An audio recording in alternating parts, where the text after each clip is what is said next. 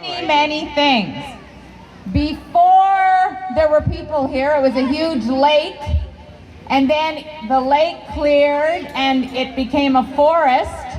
And then when it was a forest, there were Aboriginal people living here, Indigenous people living here, and right now we are standing on traditional territory of the Mississaugas of the New Credit. That was the group of Indigenous people who lived on this land years and years ago.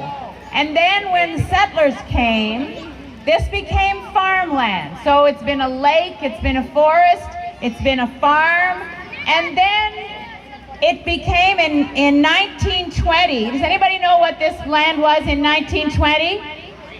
It was a racetrack.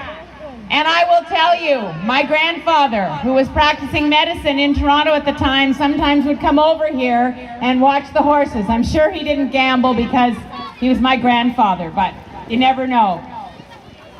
So it was a racetrack, which is why we have street names like Milepost and Grandstand, because it was a racetrack, and you can see the half horseshoe that was a racetrack. And then in 1952, this property, this land was developed as a complete community. The mall was built, the buildings between 1952 and 1971 or 1972, all of the buildings were built, and there were many people from Leaside, as Thorncliffe became part of Leaside and part of East York. There were people who moved into Leaside. There were young families who moved in then and moved out.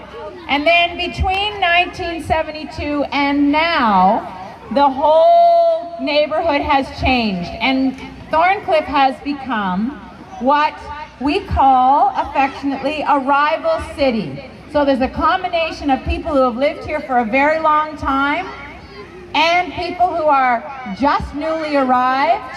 And as we celebrate Ontario 150 years, Canada's 150 years, I think it is absolutely appropriate that we think about the history of this vibrant, rich, diverse neighborhood that we call Thorncliffe. It is one of the most interesting and culturally diverse communities in the country. And so we're lucky to live here and to be part of this community. 30,000 people now live in these towers and in this community, which makes it a very densely populated, but then very rich, a richly diverse cultural mix of people in this community. So that's a little bit of the history of Thorncliffe Park. And I just want to say I have represented this area since 2003, and I am proud to represent Thorncliffe Park. I am proud when I am at Queen's Park to be representing this community, and when I think about the changes that we make, whether it's building the Fraser Mustard School because that school just kept growing, or whether it's taking part in the redevelopment of Valley Park Middle School and the Go Green. I'll just give a shout out to the Go Green. Thank you everybody who's involved in the Go Green project. So we've got a fully lit cricket field at behind Valley Park.